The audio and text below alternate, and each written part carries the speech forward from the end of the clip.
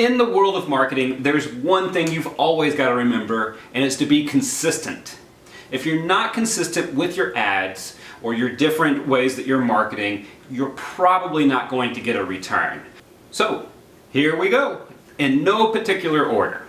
Number 1, Google Ads versus Bing versus Facebook marketing. I use Google Ads pretty much non-stop. I've seen a huge return. I've been doing it now for about a year, and I would say I've gotten at least 50 new customers from it. Google Ads has not been good for my real estate company. You know, it's going to be my fault, possibly, why it hasn't done well, but also another thought on it is that it's just such a saturated industry with real estate, you need to focus some other way. Facebook marketing, it's been okay. I've definitely had a lot of interactions for the real estate stuff, not so much for the real estate photography. Part of it is definitely me. You know, if you're doing a video, you've got to make that video completely eye-catching. Your words need to be perfect. Everything about it just needs to be perfect. You know, if you're going to market on Facebook, you have to be appealing to that.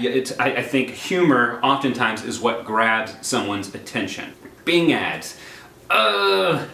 I mean, if you want to dial up on America Online and wait 60 seconds to finally almost connect online and then go to your Bing ads, go for it. I didn't get a really good result from it. I don't know. It's more of just my opinion on the whole Bing itself, so I don't really have any concrete bad things to say about it. I didn't get a return from it that I could even tell. So, you know, it may work for some industries. For mine, nope.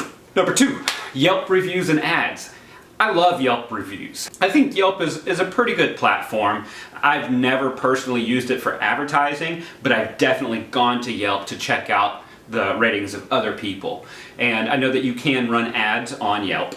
I'm sure the pricing for it is about the same. That's what I found from Google and Bing and Facebook, is the pricing structure is about the same. You know, you're paying per click, and you know, so they're all similar. Number 3, postcards. I've done a lot of postcard marketing in the past. My failure was being consistent, and so that's why I can't say that postcards is the way to go.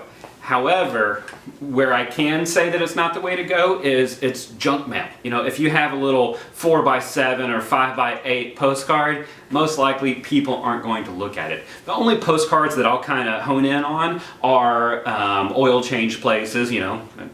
They always send out coupons, and that's really about as far as it goes. A restaurant I might take a look at. Chances are I'm not going to use that coupon. I'm not going to go to that restaurant based off of receiving a postcard. So postcards, I'm kind of up in the air. If you are doing postcard campaigns, consistency. You know, it's all about impressions, and if you want to get that chance, that small chance of grabbing someone's attention, you need to be doing it consistently, and you need to be doing the huge postcards. I mean, they have them to where they're like 8x10, 11x17, something crazy. So I think that could work if you're just going one after another. You know, you got to stay on top of it. So handwritten envelopes is number 4. I used to write the addresses on the envelope, and then I would put my personal address as the return address. Whenever the receiver would get it, they would think that they're receiving a personal letter. Whenever they open it, bam, it's my marketing. You've got to make sure, if you do this, to get to the point right away. You need to catch their attention as soon as they open that envelope, because you'll only have probably a second.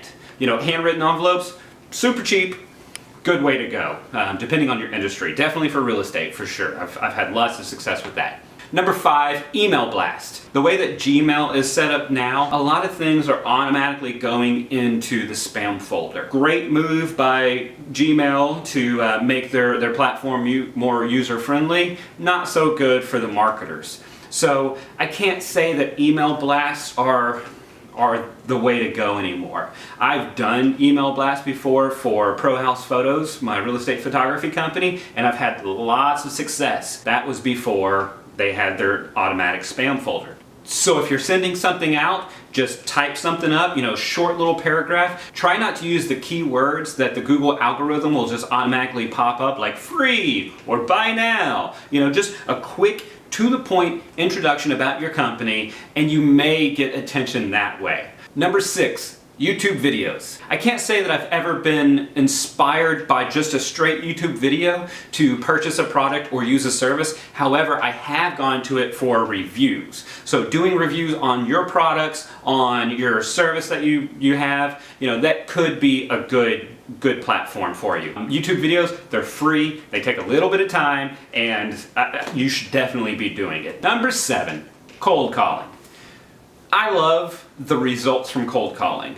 Generally, the price is minimal and the return is huge. With expireds, whenever I was doing the cold calling, I would work an hour and I'd have a new listing. My best listing to date from a cold call was calling one person, listing their house, one of their houses for $350,000, and listing another of their houses for $1.2 million.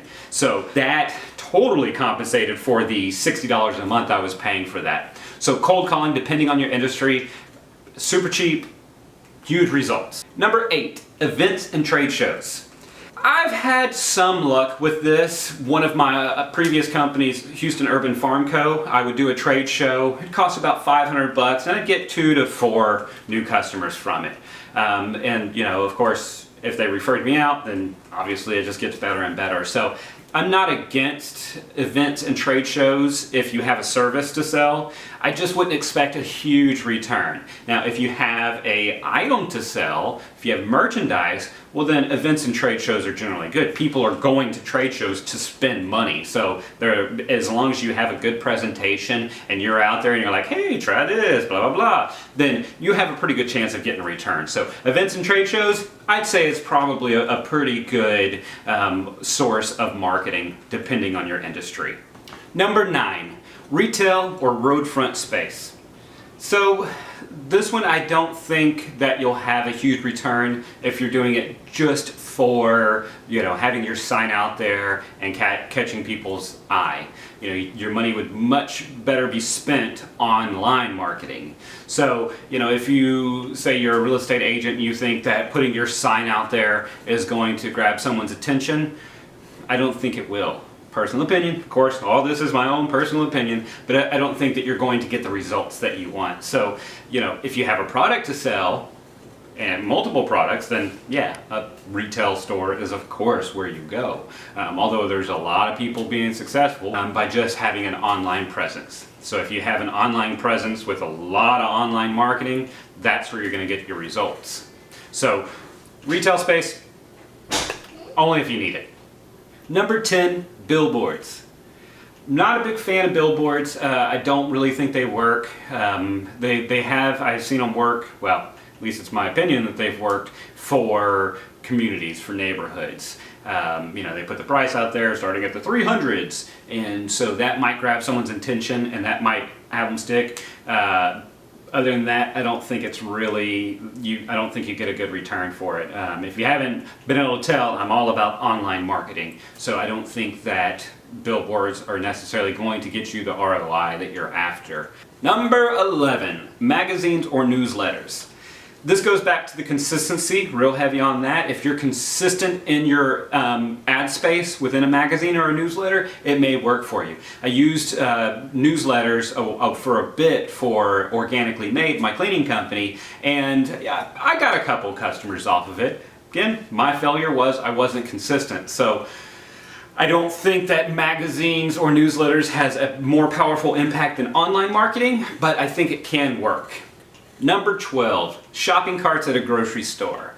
I've done this for my real estate and I don't think it was worth it. It's not cheap and it just, people aren't thinking about that when they're going to the store to buy their veggie burgers. It's just not on top of mind. I can remember one agent's name, well, maybe his name, something Roll, Rick. No, that's Rick Roll. That's what I was thinking. So, no, I can't remember his name. Number 13, grocery store receipts. You know, there's some grocery stores, most grocery stores, you can have a coupon or an ad on the back. I don't say it's good at all. I can't remember the last time I even flipped that over to look at the receipt. I just got really tired of flipping the receipt over and looking at it. I know, sounds super lazy. It takes a second to flip it over, but that's your field. That's who you're marketing to. People who are not really going to go out of their way to see, oh, who can I support, or what products are out there. No, everything's online. So grocery store receipts, no, I don't suggest them at all. Number 14, word of mouth. Number 1, I think this is the best way to market for most industries. You are more likely to trust a company if they're being referred by someone else. Word of mouth, I think, is king, queen whenever it comes to marketing. How do you get there? Well, you've got to do some of your other marketing first. You got to spend the dollars for the online marketing. And then, once people realize your service is good or your product is good, then they're going to start referring you out. Last, but certainly not least, number 15, your sphere of influence. This is huge in the real estate world. It's your friends and your family and your family's friends and your friends' friends and your friends' friends' family's friends. That's your sphere of influence. Those are people that you can call up because you already have their personal number and say, hey, do you know anyone looking to buy, sell, or invest in real estate? Sphere of influence is up there with word of mouth. I think those are two very impactful ways. But you have to stay consistent with talking to your sphere of influence. If you're in the real estate world, you need to be calling them. Yeah, it's annoying. You feel like you're going to be pressuring them too much, and you've got to watch out to where if you are calling them, you're not insulting them as just some standby friends that you're only trying to use for them to use your service. No, I mean that shouldn't be your venture in life anyway, is to get business. People sometimes say, well, it's just business. Well, you know what? Business is just, I earn money so I can have the life that I want to have. It's not to make the money. I don't want to cripple a relationship because people think that I'm just using them, because I'm not. If they use me, cool. If they don't, it doesn't even come across my mind, So you don't want to talk to people just randomly. Like, be a friend. And through that, of course, they're going to use you when they need you. However, don't ever shy away from reminding them the business that you're in. So there we go, 15 marketing ways that most of them I've done in the past. This was all my opinion. Some people will hear this and be like, okay, well, I've done this and it's worked great. Or, wow, I can't believe he's getting, gigs off of Google. Well, again, it comes back to wording, the impact you're making. Marketing is you've got to get your point across very quickly. With your YouTube videos, you have 8 seconds to grab someone's attention. So it's marketing, you have even less. You have a second to get someone's attention most of the time. So, just explore, and it's not don't just explore it for a second. I mean, try something out for a while whenever it comes to online marketing. My opinion, whenever it comes to print marketing, or billboard marketing, I think that is the way of the dinosaurs, and poor dinosaurs, and it's something that's not really working anymore. So make sure you subscribe, you like the video, you share the video if you thought that I said some good stuff. If you have any comments, if you want to see anything, let me know. You can comment here on this video. You can go to my personal Facebook page, look me up. One of my email addresses that my Facebook is linked to is jake_howard@yahoo.com. You can find me on Twitter at ScullyBulb, Instagram at jakehoward@gmail.com, or you can send me an email to jakehoward@gmail.com. So until next time, keep working, never stop moving.